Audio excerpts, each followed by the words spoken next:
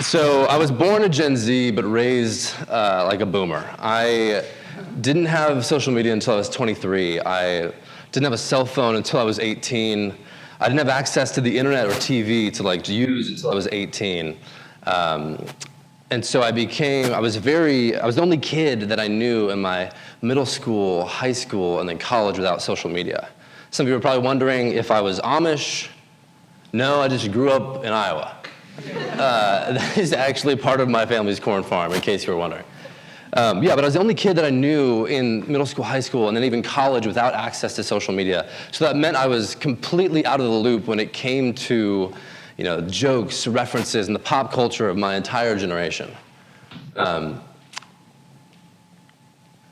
Get to Del Taco. They got a new thing called free shabakadoo. Free shabak. I saw this for the first time last year, and I have not been able to stop watching it since. Somebody asked me recently if I knew who Hannah Montana was, and I was like, what does she study? So I had no connection to my generation's culture. But what I did have was focus. I was not even close to the smartest person in my high school, but I ended up graduating with some of the highest test scores and receiving one of the most prestigious scholarships as a full-ride academic merit scholarship to college. I had a very clear vision of what I wanted for my life, and I had never, up until this point, struggled with mental health. Part of that vision always included the performing arts. I've always loved music and comedy and just performing in general. And I decided that I was going to involve myself in social media because success in the arts in our modern society is success online. So I dove into social media for a week, and I was like, I'm going to spend a lot of time with this and try and figure out where potentially my creative pursuits might fit in. And I spent 6 hours a day, which is the average amount for people my age. But for me, that was an insane amount of time. I went from 0 to 100 very, very fast. And to clarify, the type of social media that I'm talking about is not like the old type of social media, like your mom, sharing stuff on Facebook, or your ex-girlfriend's Instagram. The type of social media that I'm talking about is the new form of social media, which is this short-form content generated for mass consumption. I think this is fundamentally different than previous types of social media we've experienced, and I'll get into why that's important a little bit later. So my experience with social media, like grief, had several stages. First was the bewilderment stage. This was the first thing I saw when I opened up Instagram Reels, and I can't say that I'm inspired, but I will never forget it. I love this man. I also saw a lot of shirtless men just staring at the camera, screaming "Stay hard," which is also something my girlfriend says about twice a week. So after this, probably a couple hours of just bewilderment of what am I seeing on this platform, came an almost instantaneous feeling of comparison. This talk is not an anti-social media talk, so don't worry, we'll get past this very quickly. But I almost instantly felt this feeling of you see someone write this really silly song with a very simple message and nice lyrics and whatever, and then the next day they wake up with 400,000 followers, they're on the news, and you just have this feeling of I could do that, right? And that's where the pursuit of social media success and creativity starts, right? It gives everyone that feeling almost, because you see things that you can do. You're I can do that. But you don't just see one thing and then you go do it. You see hundreds of things in an hour and you end up doing none. And that leads to the next stage of confusion. When I was consuming this short-form social media content, I saw so much music, comedy, beautiful people, pranks, political ideologies, and terrible world events, all in a very short span. And there were millions of people engaging with it, commenting on it, and influencing me. And I felt that almost instantly in my daily life. My conversations started to take on a bit more of a political tone. And I would talk about things that I had seen and consumed in media rather than what I was actually experiencing in my daily life.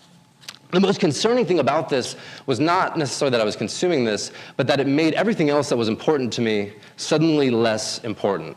The things that I loved, playing piano or writing songs or conversations with friends, just couldn't really compete with the level of engagement and the feeling of urgency that I felt with this content. And this led me to a very intense state of confusion, wondering, what what do I like? What do I want to do? What do I enjoy? And that led to the depression stage.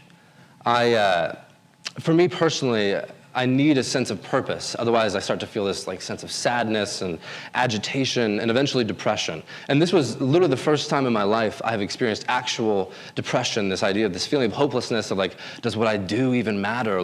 Why would I care? And this is only after 5 days of consuming social media in an average amount for my age range. And albeit I'd never had this before, so it's a very acute response. But I'm sure this happens, right, for people who are doing this for 10 years, which most of us in Gen Z are, right? It's 10 years chronic exposure rather than a very acute exposure. And that leads me to the kind of main point and thing I realized while I was viewing this new form of social media, which is this question of interest versus consumption. We're told that our interests influence our consumption, right? If you like horses, you're going to get a lot of horse content. If you like fitness, you're getting a lot of fitness content. But I think with this new form of short-form content, it's reversed. Our consumption is now driving our interests. For example, I don't care about skiing at all. I have never wanted, I'm from Iowa, right? We don't have mountains, we don't even have hills, right? The extent of my skiing exposure is literally tying a rope to the back of a car and skiing on snow-covered streets, which is amazing. You should do it once in your life. It's very fun. But so I've never, ever wanted to be a skier.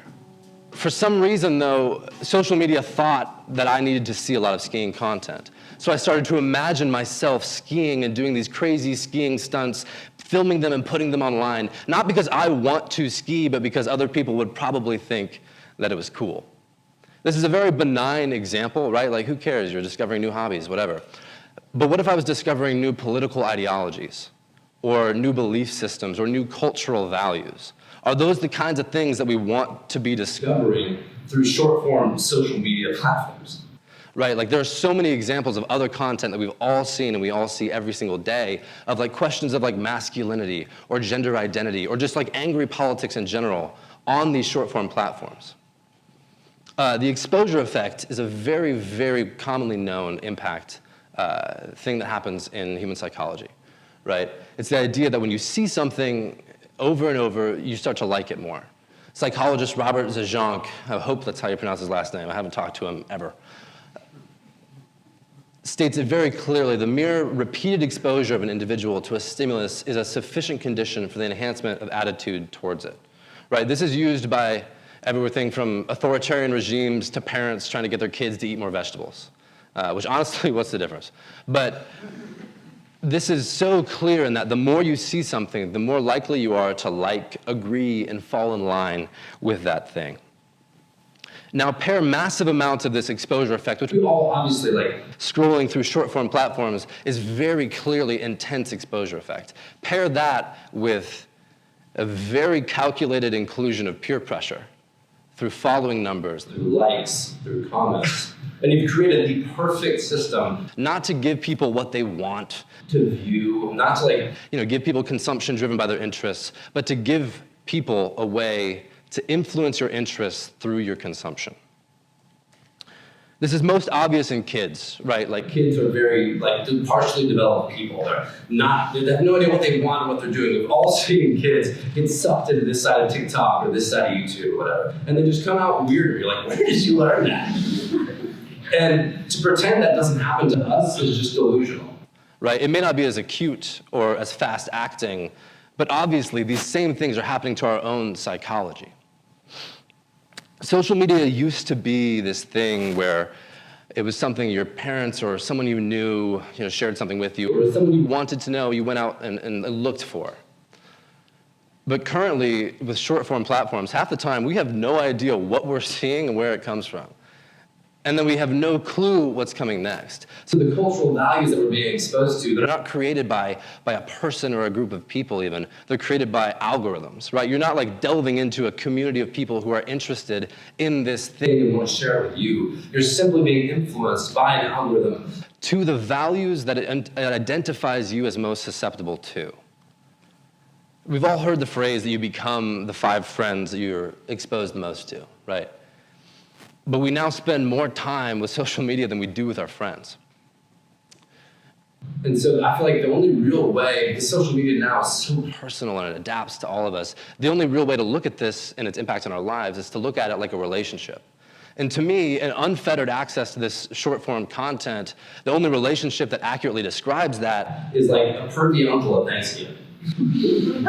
You know, if you can get him going in the right direction, you can learn some cool stuff about like 80s music or Marvel movies or like insurance sales or whatever it is that he does.